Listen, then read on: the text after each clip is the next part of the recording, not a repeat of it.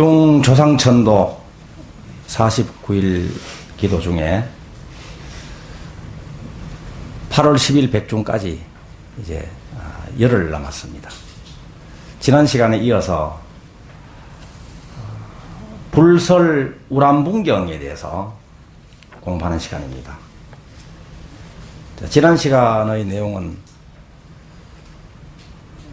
부처님의 10대 제자 중에서 신통 제1이신 대목련존자가 등장하시죠. 대목건년이 등장하십니다. 어머니가 돌아가셨는데 아귀계에서 고생을 하고 계셔서 음식을 대접을 해도 그 음식이 입에 들어가기 전에 수치되어 버리는 그 고통을 겪고 계십니다. 이 목련존자가 부처님께 어머님의 구제하는 법을 알려주십시오 이렇게 청하시고, 부처님이 어머니를 구제하는 법을 지금부터 말씀하시는 내용입니다. 너희 어머니를 구제하는 법을 말하여 온갖 고난에서 벗어나고 모든 죄와 업장을 소멸하게 하리라. 여기에서부터 이제 부처님께서 우란 분절 백중의 유래에 해당되는 법문을 설하십니다. 시방 대중 스님들은 7월 15일에 음력 7월 15일이죠. 음력 7월 15일을 우리는 이제 백중이라고도 하고 또 우란분절이라고도 하고 혹은 또 백종이다 이렇게도 부르기도 합니다. 7월 15일 백중일에 자자를 하느니라. 4월 보름부터 한거를 결제를 해서 7월 보름에 이제 해제를 하죠. 한거 해제일입니다. 그 해제하는 날에는 대중스님들이 모여서 서로 허물을 참여하는 의식을 합니다. 빙 둘러 앉아서 대중들이시여 저를 위하여 자비로 저희 허물을 말씀해 주십시오. 이렇게 허물을 말씀해 주시기를 청하고 그 대중 스님들 가운데 허물을 이야기하면 그것을 참여하고 또 대중 스님들이 허물을 지적하기 전에도 자기 스스로 허물을 또 밝히고 참여하는 자리입니다. 그래서 참여를 함으로써 청정해지는 그 자리가 됩니다. 참여를 하면 청정해집니다. 그때 7월 보름 그때 마땅히 7세의 부모와 현재의 부모와 액난 중에 있는 자를 위하여 백중기도의 대상입니다. 7세의 부모, 현재의 부모, 또 액난 중에 있는 자를 위하여 온갖 음식과 과실, 오미오과라고 되어 있습니다. 오미오과. 백미오과라고 되어 있습니다. 백미오과. 100가지 맛, 5가지 과일입니다. 온갖 음식과 과실을 모두 갖추어 큰 그릇에 담고 향유로 불을 밝히고 자리를 왁으로 깔지니라. 이와 같이 세간의 온갖 훌륭한 공양구를 모두 갖추어 동리에 담고, 동리가 이제 분자입니다. 분. 우란 분이죠. 시방의 모든 대덕 스님과 여러 스님들을 공양하여라. 이렇게 말씀을 하고 계시는데 여기에서 알 수 있는 것은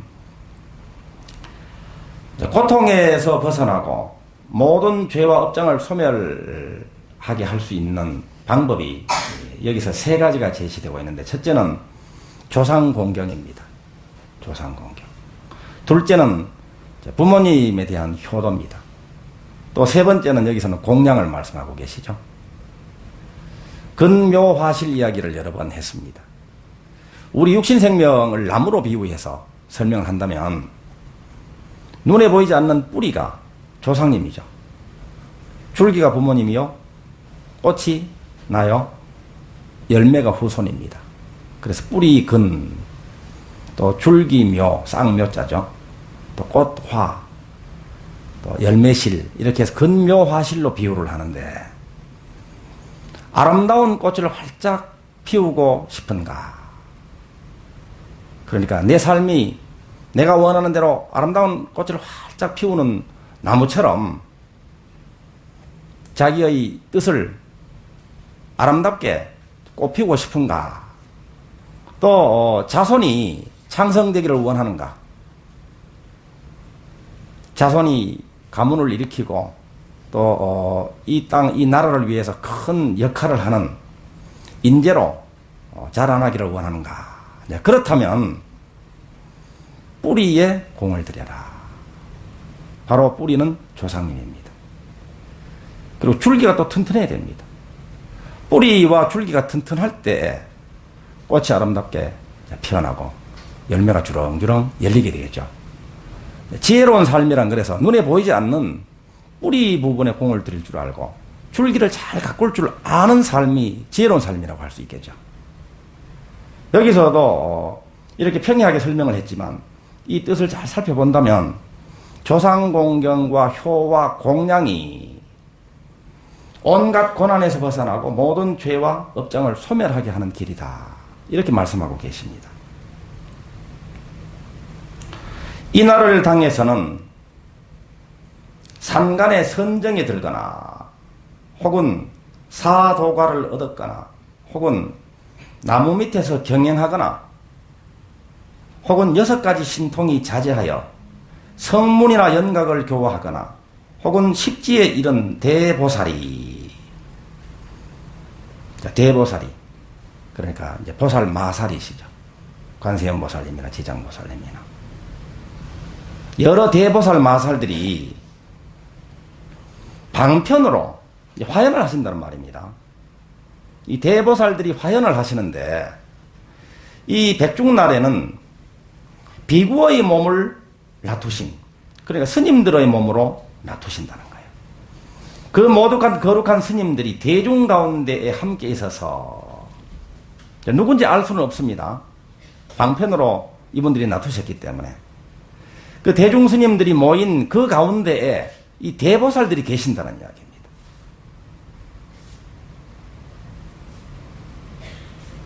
일심이 되어 바로에 담은 공양을 받게 되느니라. 청정한 계를 갖추신 성스러운 스님들의 도는 그 덕이 바다같이 넓으니라. 이것을 좀 더 그 외연을 넓혀서 본다면 불보살님들이 방편으로 화연을 하시는데 누구의 몸으로 화연을 하시는가? 관음경에서는 32응신, 33응신을 말씀하시죠. 그러니까 거사님의 모습으로 나타나고 또 보살님들의 모습으로 나타나고 국왕으로 또 벼슬을 하는 관료의 몸으로도 나타나고 심지어는 주먹을 잘 쓰는 깡패의 모습으로도 나타나고 혹은 동물들의 모습으로도 나타나고 가지가지의 모습으로 나타나신다는 거예요. 이 대보살들이. 우리들에게 가장 가까이 나타나시는 대보살님들, 불보살님들은 누구실까요? 바로 가족들이라고 할 수 있습니다. 부모님이 불보살님들의 화현이십니다. 또 배우자와 아들과 딸이, 직장의 동료들이 관세음보살님의 화현이고 지장보살님의 화현인데 방편으로 놔두셨고 그 모독한 거룩한 분들이 대중 가운데 함께 있는데 그 누구가 대보살들이 화현으로 놔두신지를 우리는 모를 뿐입니다. 알고 보니까 어떻더라고요? 알고 보니까 한 분 한 분들이 불보살님들의 화현이더라. 무슨 뜻인지 확실하게 아시겠죠? 그러니까 부처님께 대보살들께 공양을 잘 올려드리고 조상님께 공경심으로 잘 모셔드리고 부모님께 효도를 잘 해드리는 것은 불보살님들이 놔두신 그분들께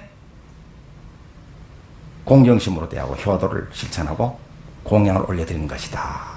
이렇게 결론적으로 단도직입적으로 설명을 해버리면 되는데 이렇게 말씀드리면 감히 어떻게 맨날 굳은 모습도 보이시고 어떨 때는 술에 취하셔가지고 흔들흔들 하시기도 하는 아버님이 혹은 돈 걱정으로 늘 전전긍긍하시는 우리 어머님이 불보살님들의 화연이 과연 될 수 있을까?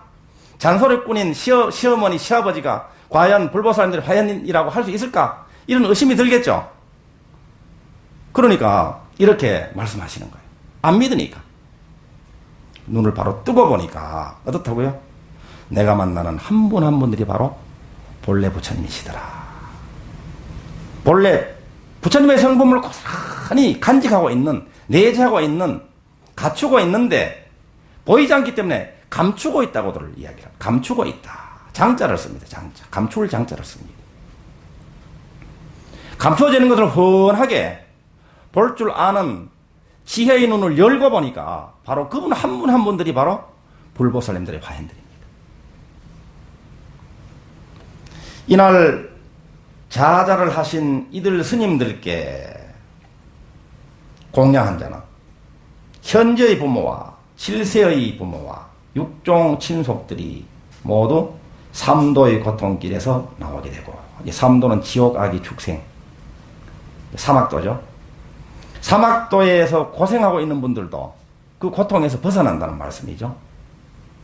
해탈을 얻으며 의식을 저절로 갖추게 될 것이니라. 풍요를 성취하게 된다는 말씀입니다.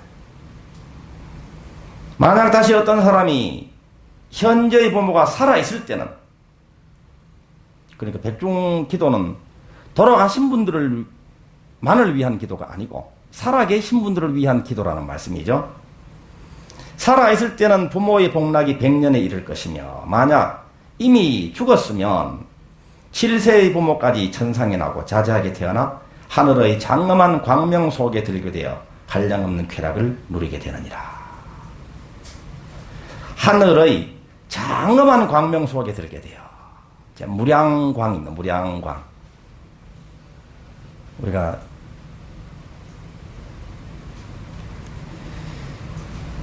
남아미타불을 정근할 때 나무 서방 대교주 무량수 열애버립니다. 무량수는 수명이 무량하다는 이야기입니다. 영원한 생명이 있는 이야기죠. 영원한 생명입니다. 이 육신 생명은 120년이잖아요. 짧은 분들은 좀 더 짧고, 제대로 사시면 120년까지 사신다고 하는데, 이 육신의 죽음이 아니다. 육신의 주인은 무량한 수명을 갖추고 있다. 영원한 생명이라는 이야기입니다. 무량수 열애버립니다. 남아미타불이 그렇듯이 남아미타불께 귀의하는 우리들의 수명도 그렇습니다. 또 무량광 열애버립니다. 무량광 열애불. 광명이 무량하다는 거예요. 광명이 무량하면 빛이 얼마나 밝겠습니까? 무량광 열애불이라고도 하고, 관세음보살님이 맨 처음 신묘장구 대다라니를 전에 받으신 관세음보살님께 신묘장구 대다라니를 설하신 부처님이 명화가 어떻게 되시죠? 천광왕 정주 열애불. 천광왕 정주 열애입니다. 무량광 열애불을 하고 천광왕 정주 열애불을 하고, 이름이 글자 모양은 다르지만 뜻은 똑같죠? 무량광, 천광이에요. 천광. 태양이 무량이고 천광은 태양이 1000개예요. 1000개. 무량한 광명을 표현하는 말씀이죠. 그러니까 돌아가신 분이 어둠 속에서 방황하다가 이 무량한 광명 속으로 들어가신다는 이야기예요. 실제로 영가장애를 겪고 있는 분들이 방황하고 있는, 고통 속에서 허덕이고 있는 이 영가들이 천도될 때의 모습을 관해보면요, 어떨 때는 이렇게 무량한 찬란한 빛 속으로 들어가는 모습을 볼 수 있습니다. 솔루션 할 때 여러분들 보실 수 있습니다. 또 기도를 열심히 하다 보면 돌아가신 분들이 이런 모습을 보이면서 환하게 웃음 지어 주시기도 하고 손을 흔들어 주시기도 하는 모습을 뵙는 분들도 있습니다. 하늘의 장엄한 광명 속에 들게 되어 임사 체험을 한 분들도 이런 이야기를 합니다. 가신 줄로 알게 되죠. 우선은 이제 죽은 상태가 되는 거죠. 죽음 체험이죠. 그럼 결국 살아난 분들이 나중에 인터뷰를 해서 내용을 공통적인 것을 모아서 논문도 발표하고 뭐 책도 내고 이렇게 해서 그 내용을 살펴보면 죽었을 때 그 빛이 내려온다는 빛이 환한 빛이 머리맡으로 내려온다는 거예요. 황홀하고 편안하고 환희로운 그런 빛이라는 거예요. 그 속에 들어가게 된다. 그런 보고를 하는 내용들이 있습니다. 영가천도 될 때도 그래서 무량광열애불 무량수열애불 나무아미타불 이렇게 우리가 연부를 하죠. 여기서도 이제 그 대목을 말씀하고 계십니다. 한량없는 쾌락을 누리게 되느니라. 여러분들이 이제 백중기도 기간 중인데 8월 11일까지 돌아가신 분들을 위해서 정성 다해서 기도를 올려드리잖아요. 그러면 이제 그분들이 이런 한량없는 쾌락을 누리게 된다는 거예요. 부처님께서 다시 시방의 여러 대중에게 이르셨다. 대중들이 우람분의 공양을 받을 때에는 먼저 공양을 올린 자와 공양을 올린 자, 뭐 설판 제자건 동참 제자건 또 합동천도제를 모시는 분 이런 분들이 해당되겠죠. 공양을 올린 자와 또 그 집과 그의 칠세 부모를 위하여 축원하여야 하느니라. 그리고 선을 행하여 정예든 연후에 음식을 받을지니라. 처음 공양을 받을 때 먼저 부처님 탑전에 올려놓고 대중이 함께 축원한 다음 음식을 받아들도록 할지니라. 그래서 여러분들이 공양을 올리면 먼저 불보살님 전에 공양을 올린 후에 공양을 하게 되죠. 축원을 하고 음식을 받아들도록 할지니라. 축원을 합니다. 축원을 하면 공양을 올리는 자는 그 자리에 있을 수도 있고 또 공양만 올려놓고 그 자리를 이제 벗어나서 다른 볼일을 보러 가실 수도 있죠. 또 공양을 올리는 분이 가족들을 위해서 공양을 올릴 수도 있습니다. 가족들의 건강이나 혹은 돌아가신 분들을 위해서 공양을 올리기도 하고 또 아까 말씀이 나왔는데 액난 중에 있는 자를 위해서 공양을 올리고 기도를 하는 경우가 있죠. 이런 경우에도 그분들을 향해서 축원을 하게 되면 그 축원이 다 전해집니다. 어떻게 전해질까요? 아무리 이 볼륨을 마이크 볼륨을 높이고 이름을 크게 불러도 거리가 너무 멀리 떨어져 있기 때문에 들리지 않는데 어떻게 전해질까요? 저 미국에 있고 부산에 있고 대구에 있는 이 공양 올린 분 그리고 축원을 해드리는 그 대상이 멀리 떨어져 있는데 어떻게 축원이 전달될까요? 그것은 우리들의 이 본래 마음은요, 우리 근원, 대비주, 자성불은 시간과 공간에 초월해 있습니다. 시간과 공간을 바로 한 마음 안에 머금고 있는 거예요. 또 축원하는 스님과 이름을 부르는 그 축원의 대상이 스님 따로 그 대상 따로따로인 것처럼 보이지만 본래 자리에서는 불이다 하나다 말입니다. 하나. 그렇기 때문에 법당에서 그분을 향해서 축원을 해도 그분의 본 마음은 그대로 그것을 받게 된다. 우리들이 자성불 수행할 때도 자비심 보내기 프로그램을 진행하죠. 그럼 여러분이 느낄 수 있습니다. 어떤 분들은 법당에서 자성불 수행을 할 때 저 멀리 있는 분들을 향해서 축원을 하고 자비심을 보내면 곧 전화를 해오는 분도 있습니다. 또 어떤 분은 오랜 기간 동안 서로 마음의 벽을 가지고 있어서 불편해서 서로 소통도 잘하고 자주 만나서 정을 나누어야 할 가까운 친인척인데도 불구하고 어떤 연유로 인해서 서로 이 마음의 이 등을 서로 돌린 그런 관계에 있는 사람에게도 축원을 올리고 자비심을 보낼 때 축원을 올리고 자비심을 보내는 그 내 마음에서 화해가 일어나고 용서가 일어나고 자비심이 그를 향해서 흐르게 되죠. 그럴 때에 그분은 그런 줄도 모르고 있다가 괜히 축원을 올리고 자비심을 보내는 나를 생각하면서 괜히 미운 마음이 슬슬슬 없어지고 마음이 다 풀어집니다. 그래서 전화를 서로 통화를 하죠. 그러면은 내가 먼저 옛날에 내가 속이 좁았다. 용서해라. 이렇게 이야기를 하려고 하는 그 직전에 먼저 사과해 오는 경우도 있습니다. 그래서 내 마음을 편안하게 하고 내 마음의 자비심이 회복이 되고 그와 서로 화해가 일어날 때에 직접 표현하지 않더라도 저 멀리 떨어져 있는 그 상대방하고도 화해가 그 순간에 같이 일어납니다. 우리 하나로 어우러져 있어요. 하나로 연결되어 있습니다. 그래서 불이, 자타가 불이다 이런 말 많이 들어보셨죠?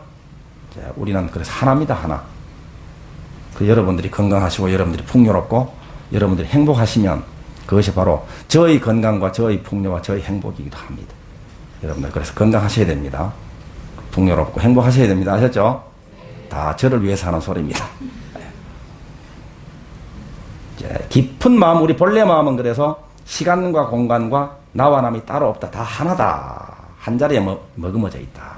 그래서 동체대비를 이야기해요. 동체대비. 우리는 하나이기 때문에 한 몸입니다. 그래서 어떤 사람을 위해서 축원을 올리게 되는 것은 바로 자기 자신을 위해서 축원을 올리는 것과 마찬가지예요. 상대방에게 비수를 찌르는 상처를 주는 말을 하죠. 상대방이 상처를 받습니다. 그것은 바로 자기에게 상처를 주는 것과 마찬가지입니다. 상대방을 위해서 잘 되도록 축원을 해드리는 그 공덕은 상대방에게만 정말 전달이 돼가지고 상대방만 잘 되는 것이 아니라 축원을 올리는 그 사람이 잘 되는 거예요. 그와 반대로 상대방을 향해서 미운 마음을 가지고 상대방을 향해서 증오하는 마음을 가지고 저주하는 마음을 가지잖아요. 그러면 그 독이 상대방에게 전달됩니다. 그 독이 상대방에게 전달되기 전에 먼저 자기 몸에 독을 번지게 합니다. 자기 가까운 인연들에게 독을 번지게 합니다.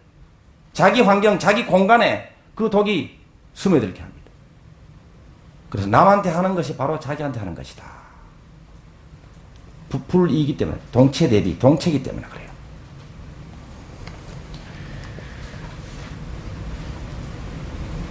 여러분들이 축원을 잘 못하면 서툴러서 방법이 간단하지만 익숙하지 않으면 이런 자리에 오셔가지고 같이 따라서 하십니다. 같이. 제가 또 이름을 부르고 여러분들 그분을 위해서 또 연불도 해드리고 절도 해드리고 또 공양도 올려드리고 이렇게 하면 되는 거예요. 또 정 이 자리에 나오실 수 없으면 기도를 접수를 하시면 돼요. 기도를 올리시면 돼요. 그럼 제가 대신 해드립니다. 제가 대신 해드리는데 자타가 하나다, 둘이 아니다라는 그 원리에 의해서 제가 하는 것과 여러분이 하는 것과 똑같죠? 똑같습니다. 여기에서 뭐 가지가지의 여러 가지 법문이, 재미있는 법문이 많이 나옵니다. 어떤 사람에게 원망을 하죠? 어떤 사람에게 부모님이 원망스럽다. 그런 분이 있습니까? 어떨 땐 그렇죠. 자기 삶이 고달프고 일이 안 풀리고 남들은 뭐 무슨 일을 좀 할만하면 부모님들이 아주 흠뻑 좀 돈봉투를 좀 지원도 해주시고 그러는데 우리 부모님은 그렇지도 왜 못하신가 하는 마음이 들 때도 있죠. 자기가 삶이 어려울 때는. 그래서 부모님이 원망스럽다 하는 것은 그 부모님이 나하고 둘이 아니라 그랬죠. 스스로가 원망스럽다. 스스로. 자기를 존중하는 것은 부모님을 존중하는 겁니다. 또. 부모님을 존중하는 것은 또 자기를 존중하는 것이고. 이때 목련비구와 이 법회에 모인 대보살들이 모두 크게 환희하였으며 목련비구는 울음소리를 그쳤고 슬픔이 사라졌다. 이렇게 공양을 올리고 축원을 한 것으로 대보살들은 모두 크게 환희합니다. 목련비구는 울음을 그쳤고 슬픔이 사라졌습니다. 우리가 기도를 잘 합니다. 지성심으로, 자비심으로, 신심으로 합니다. 그러면 어떤 분들은 울음소리를 그치게 됩니다. 울음소리를. 고통에서 벗어나게 된다는 이야기예요. 또 마음이 늘 슬프고 우울한 분들이 있죠. 그런 분들은 그 마음의 짐이 내려집니다. 슬픔이 사라지고 마음의 우울이 어느덧 식혀집니다. 그래서 마음이 편안해집니다. 우울과 슬픔이 없고 고통이 없는 분들이 수행을 하면 어떻게 될까요? 이제 여기서 이야기하듯이 환희합니다. 환희. 여러 단계가 있습니다. 고통 속에서 힘든 상황에 있는 분들이 기도하고 또 49일 수행을 하면 고통에서 벗어나는 분들이 있습니다. 이것이 갚이죠. 또 그런 고통이 없는 분들은 마음이 기뻐집니다. 감사한 마음이 더욱더 늘어납니다.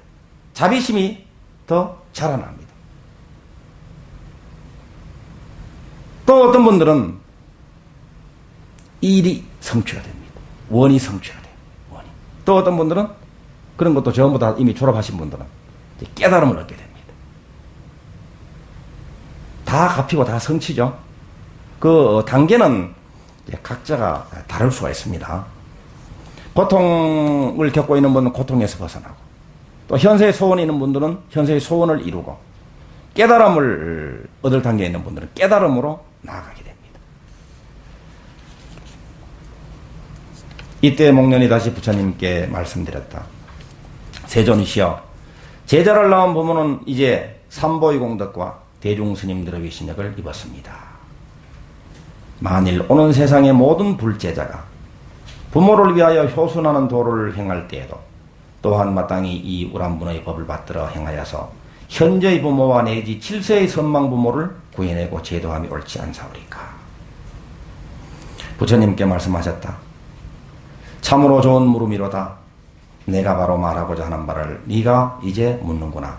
선남자여, 만일 비구 비구니 국왕 태자 왕자 대신 재상 삼공백관이나 모든 백성들이 있어 효순의 도를 행하고자 하면 마땅히 현세에 나와준 부모와 과거 7세의 부모를 위하여 7월 15일인 불환희일이며 스님들이 자자하는 날에 온갖 음식을 갖추어 우람분에 담고 시방의 자자에 참여하신 스님들께 공양하여라.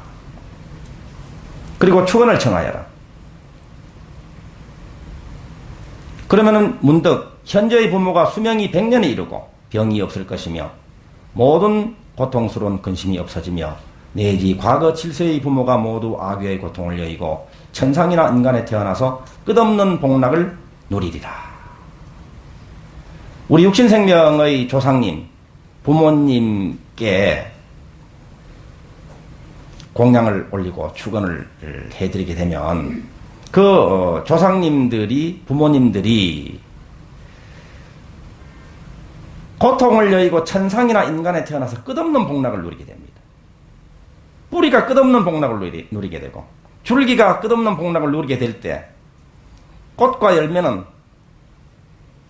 그 수액이 뿌리로부터 줄기를 거쳐서 꽃으로 열매로 공급이 되듯이 조상님들의 그 풍요로움, 부모님들의 그 풍요로움이 그 에너지가 나로 또 후손으로 전달이 됩니다. 그래서 아름다운 꽃이 활짝 피어나게 되고 열매가 풍성하게 열리게 됩니다. 결국은 부모님께 효순의 도를 행하고 조상님께 효순의 도를 행하는 것은 부모님을 위하여 조상님을 위하여 하는 일입니다. 그렇지만 결국은 바래서 하는 건 아니지만 결국은 스스로를 위하는 길이고 후손을 위하는 길이다. 이것을 알 수 있습니다. 부처님께서 목련에게 이르셨다. 여러 선남자 선녀인들이여 그대들을 불제자가 효순의 도를 닦는 자라면, 효순의 도를 닦는 자라면, 자, 도중에서 위대한 도는 효순의 도입니다. 효순의 도. 공경 중에서 가장 위대한 공경은 부모님, 조상님 공경이에요. 신 중에서 가장 위대한 신이 누군지 아십니까? 부모님입니다. 부모님. 부모님으로 인해서 이 몸이 태어났습니다. 부모님은 또 누구로부터 태어났습니까? 조상님으로부터 태어났죠. 부모님과 조상님이야말로 우리 각자에게는 가장 위대한 신이란 말입니다. 창조주예요. 육신 생명의 창조주. 자기 삶의 창조주는 자기라고 하지만 자기 삶의 창조주인 자기를 이 세상에 있도록 한 것은 부모님을 의지하지 않고는 있을 수 없는 일입니다. 조상님을 의지하지 않고는 있을 수 없는 일입니다. 조상님이 직업이 어떠했건, 외모가 어떠했건, 어떤 삶을 살았던 간에 그 조상님으로부터 이 몸이 태어났기 때문에 그거 하나만 가지고도 우리 부모님과 우리의 조상님들은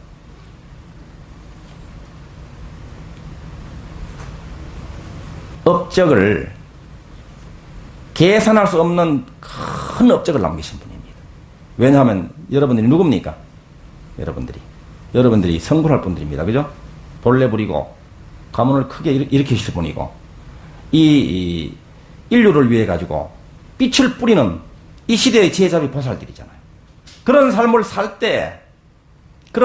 살아서 자기 스스로 행복하고 주변을 밝히는 위대한 삶을 살 때 여러분들은 위대한 존재가 되는 것이고요.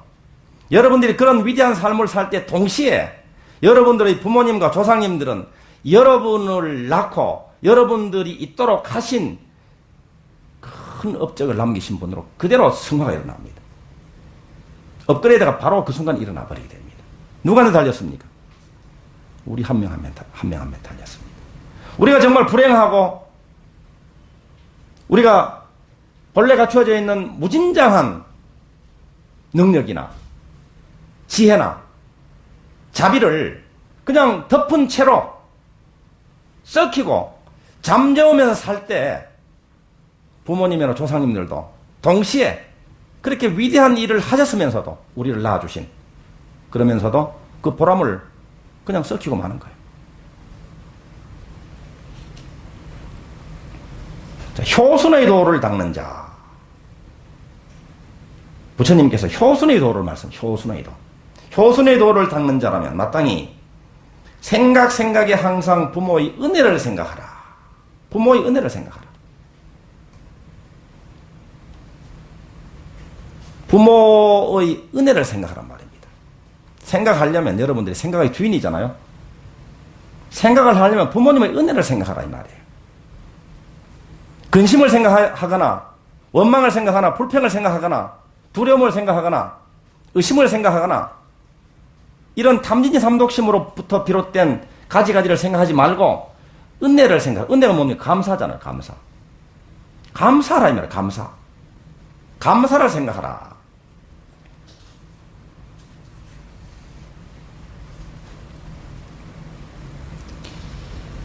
감사하는 그것이 나의 현실로 다가옵니다.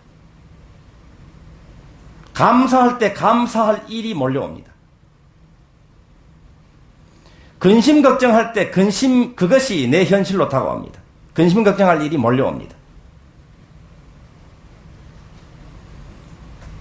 자비로운 마음, 자비를 늘 마음속에 자비를 품고 살 때, 내 마음이 자비로울 때 자비로운 그 일이, 자비가 진리죠. 진리는 번영입니다. 생장입니다. 풍요로움입니다. 그런 마음으로 살 때 풍요로운 현실이 계속 몰려옵니다.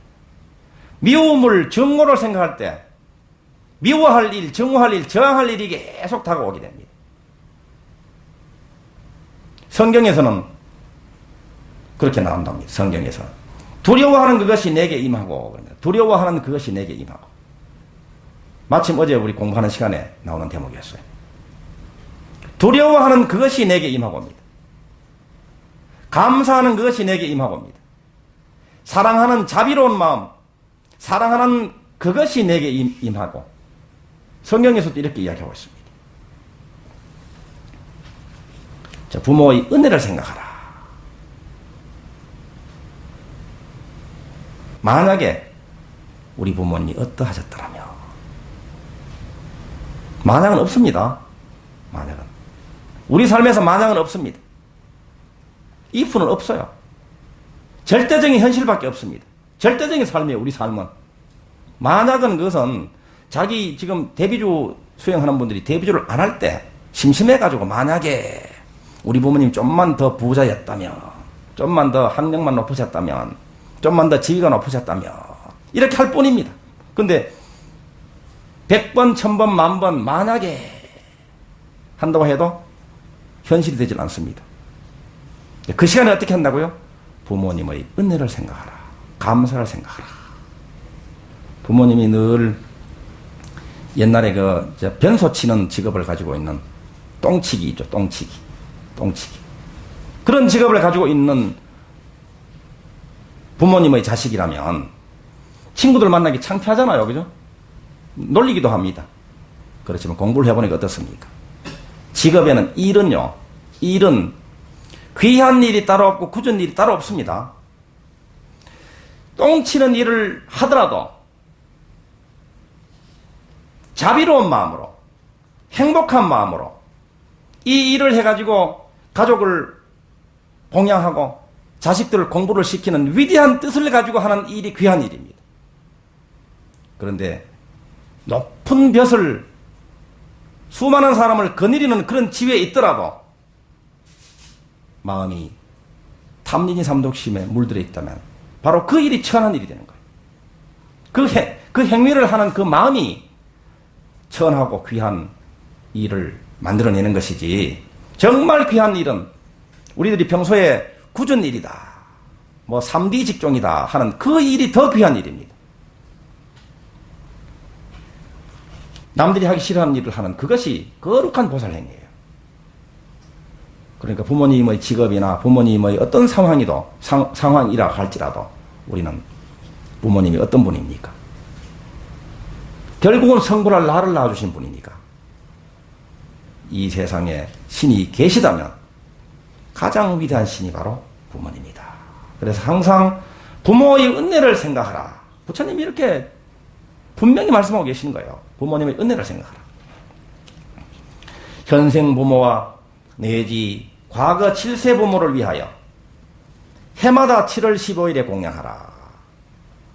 항상 효순한 마음으로 자기를 낳아 기른 부모와 내지 7세 부모를 생각하고 우람분을 지어서 부처님과 스님들께 올리도록 하라. 그리하여 부모의 낳고 기르신 자비하신 은혜에 보답하도록 하라. 일체 불자들은 마땅히 이 법을 받들어 행하여야 하느니라. 그래서 이때부터 이제 불가에서는 해마다 7월 보름이 백중입니다. 이때부터. 조상 천도를 위한 기도를 이 한여름에 하죠. 제일 더운 때죠. 그죠? 어제 오늘 제일 덥죠? 푹 찐다는 말이 바로 이런 날씨입니다. 그죠? 내일은 또 칠석입니다. 칠석은 에너지가 얼마나 강렬합니다. 마저 마무리하고 칠석 이야기 하겠습니다. 이때 목련비구와 사부 제자들이 부처님의 말씀을 듣고 환희하여 받들어 행하였다. 우리도 지금 받들어 행하고 있습니다. 부처님의 제자들, 그 당시부터 오늘날의 부처님의 제자들인 우리들까지도 받들어 행하고 있습니다. 조상님과 부모님께 효순하는 후손들일 뿐만 아니고 부처님께 효순하는 제자들입니다. 여러분들. 내일이 칠석날인데 또 칠석에 대해서 다시 한번 잠깐 정리를 하고 이 시간을 마무리하겠습니다. 내일은 이제 칠성불공을 올립니다. 칠석, 저녁 석자를 쓰고 칠성은 7칠 별성자를 씁니다. 칠성불공을 올리는데 이 부처님은 치성광열이 부립니다. 치성광 열애불은 북극성을 나타내는 부처님입니다. 북극성. 여기서도 치성광 열애불입니다. 광이, 빛이, 광명이 치성하다. 빛의, 극치라는 말이에요. 광명의 극치라는 이야기입니다. 그 치성광 열애불을 중심으로, 북극성을 중심으로 7개의 별이 있는데 그것이 북두칠성이죠. 북두칠성 제1성부터 제7성까지 한 별 한 별에 7원성군이 계신다는 거예요. 7원성군. 자, 내일 칠성불공 올 때 정근할 때는 신중단을 향해서 이 중에 이제 속해 있는 분이거든요. 7원성군 이렇게 정근합니다. 7원성군 이렇게 정근을 합니다. 내일 칠석불공 올면 그 에너지가 얼마나 강렬한지 한번 느껴보십시오. 완전히 온몸으로 전류가 흐르듯이 에너지가 아주 강렬해요. 칠석 날 올리는 칠성불공이. 그 북두칠성이 7개의 별인데 북두 제1성은 탐랑성군입니다. 탐랑성군이 계신데 낮을 지배합니다. 낮. 자손들에게 여러 가지 덕을 내려주신다. 자손 만덕이죠. 또 후손이 선군공덕이 깊고 지혜자비 복덕이 부족한 후손이 오도록 해주시는 분입니다. 자녀를 원하시는 분들이 내일은 또 설단을 해서 각각 한 분 한 분씩 이제 절을 올리도록 하겠습니다. 북두 제2는 검은성군인데 밤을 지배합니다. 중생들의 모든 장애를 여의게 하시고, 북두 제3은 녹존성군인데 불을 지배합니다. 업장 소멸의 소임을 맡고 있다. 북두 제4 문곡성군은 물을 지배하고 사람들이 구하는 것이 있으면 그 소원을 들어주는 일을 한 분이다. 북두 제5는 염정성군인데 모든 보물을 관장하는 분입니다. 중생들의 장애를 없애준다. 북두 제6은 무곡성군인데 예술 분야의 일을 지배합니다. 사람들로 하여금 복덕을 갖추게 하는 분이다. 북두 제7은 파군성군인데 모든 질병을 지배해서 사람들의 수명을 연장해주는 역할을 합니다. 이렇게 7원성군이 한 분 한 분들이 그 역할이 정해져 있습니다. 자, 그 중에서 우리들의 조상 대대로 알려져 있는 것은 바로 자손 만덕이죠. 자손을 위한 기도. 또 수명장원입니다. 수명장원 이것을 기본으로 하고 또 소원 성취 또 복덕을 구족하게 해주시고 업장을 소멸할 수 있도록 발원하는 날이 바로 내일 칠성날입니다. 그리고 내일은 사랑의 날이잖아요. 사랑의 날. 요즘은 사랑의 날이 뭐 발렌타인데이로 이미 굳어져 있죠, 그죠? 그런데 우리 민족의 사랑의 날은 바로 내일입니다. 칠성날. 그 연휴를 여러분들이 알고 계시죠? 견우와 직녀가 내일 만나는 날입니다. 견우와 직녀가 만나서 1년 만에 만나는 거예요. 1년 만에. 1년 만에 만나서 내일 서로 얼싸안고 기쁨의 눈물을 흘려서 칠석비가 또 내린다고 합니다. 칠성날마다. 그래서 이 날이 사랑의 이 날인데 우리 민족에서는 내일 사랑 고백을 서로 하는 거예요. 처녀가 총각에게, 총각이 처녀에게 사랑 고백을 하는데 이제 옛날에는 초콜릿이 없잖아요. 초콜릿. 자, 초콜릿 이야기가 나왔으니까 잠깐 우리 마음 공부에 도움이 돼가지고 말씀을 드리겠습니다. 오늘 아침엔가 텔레비전을 봤는데 그 초콜릿 여러분 좋아하시잖아요. 초콜릿을 제일 즐겨 먹는 나라가 어딘지 아세요? 프랑스인가요? 프랑스? 맞죠? 유럽, 그죠? 프랑스도 초콜릿을 많이 먹고, 또 미국도 초콜릿을 많이 먹고, 요즘은 우리나라에서 초콜릿을 많이 먹잖아요. 그런데, 건강을, 주제로 해가지고, 연구를 해서 발표를 했어요. 근데 유독 우리나라 사람들이 초콜릿을 먹고, 미국 사람들이 초콜릿을 먹으면 초콜릿을 먹는 족족마다 살이 돼가지고 비만해진다는 거예요. 그런데 이 프랑스인들은 초콜릿을 먹어도 살이 안 찌고 점점 날씬해진다는 거예요. 이 마음 공부의 원리가 있기 때문에 소개해드리는 건데, 그 이유가 뭘까요? 그 이유는 바로 마음이에요. 그 이유는. 그 마음인데, 우리나라 사람이나 미국 사람들은 이 초콜릿을 먹으면 이것을 이 건강에 해로운데 먹어가지고 살이 찔까봐 두려워하면서 먹는다는 거예요. 그 살이 찐다는 거예요.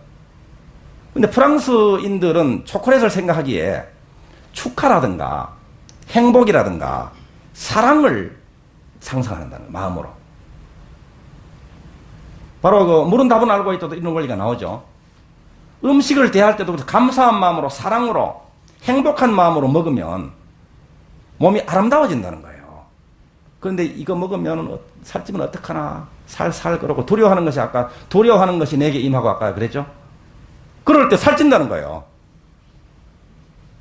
그러니까 여러분 초콜릿 좋아하는 분들 참고로 이제 하시고.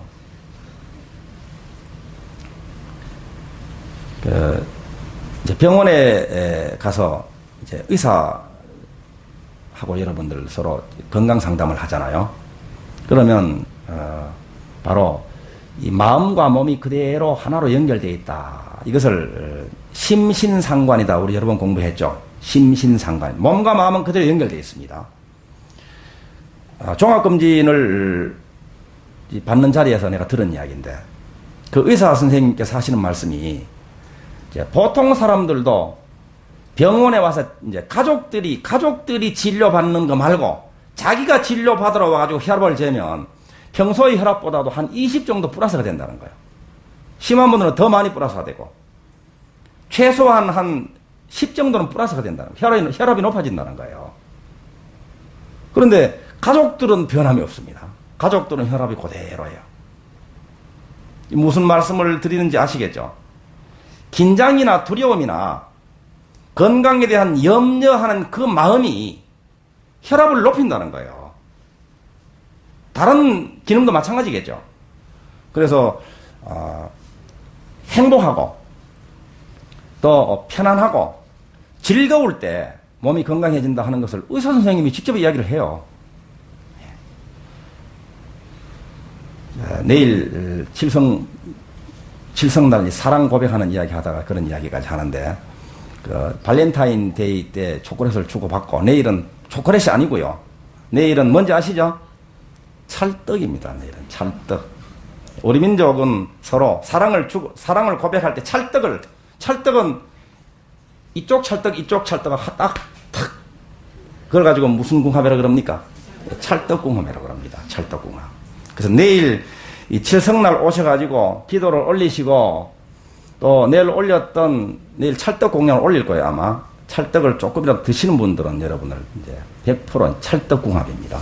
꼭 뭐 연인 사이의 궁합뿐만이 아니고 여러분들 일과 여러분들의 몸과 마음과 여러분들이 사랑하는 모든 것들과 찰떡궁합이 돼가지고 사랑이 가득한 그런 마음으로 살게 되고, 사랑이 또 진리라 그랬죠. 그럴 때 건강하고 풍요롭고 행복한 삶이 펼쳐지는 거예요.